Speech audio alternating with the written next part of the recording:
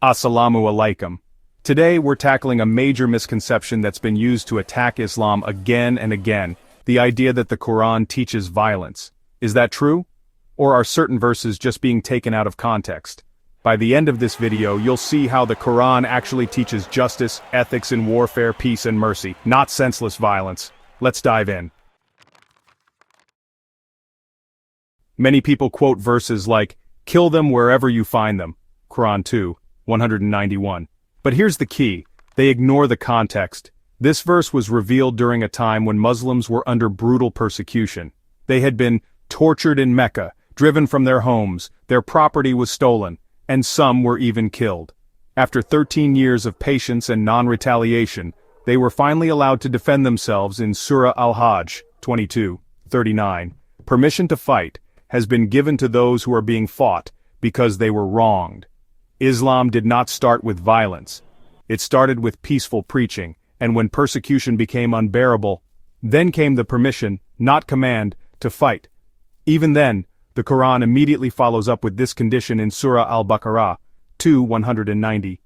Fight in the way of Allah those who fight you, but do not transgress. Allah does not love transgressors, so warfare in Islam is defensive and controlled, not violent extremism. The Prophet Muhammad, peace be upon him, laid down strict rules for war, and they were revolutionary for his time. Do not kill women or children. Sahih Muslim, 1744, do not harm monks or priests. Do not cut down trees or destroy crops. Muwatta Malik, Book 21, Hadith 9. Even today these are principles in international humanitarian law. Islam promoted them 1400 years ago. No targeting civilians, no destroying nature, no forced conversions. This is not violence, this is ethical warfare. The Quran describes Prophet Muhammad, peace be upon him, as a mercy to all the worlds. Quran 21:107. Did you know, despite having power in Medina and leading armies, the Prophet forgave his worst enemies? After the conquest of Makkah, where the Quraysh had killed Muslims, tortured them and forced the Prophet into exile, he could have taken revenge. But what did he say? Go, you are free. Sirah sources, like Ibn Ishaq. That's not the action of a violent man, it's the example of the highest form of mercy and forgiveness.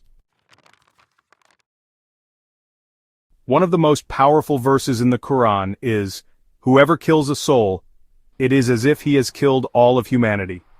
Quran 5:32. This was revealed in the context of Cain and Abel, but the message is universal. Even non-Muslim civilians in Islamic lands were protected, called al-Dhimma, and their lives and rights were preserved under Islamic governance. The Prophet, peace be upon him, said, "Whoever kills a non-Muslim under covenant shall not smell the fragrance of paradise." Sahih Bukhari, 3166. Islam doesn't preach violence, it upholds human dignity, regardless of faith.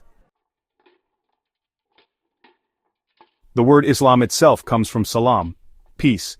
The Quran says, if they incline to peace, then you should also incline to it. Quran 8:61. And Allah praises those who forgive and make peace, and reconciliation is best. Quran 4:128. The Prophet, peace be upon him, lived by this.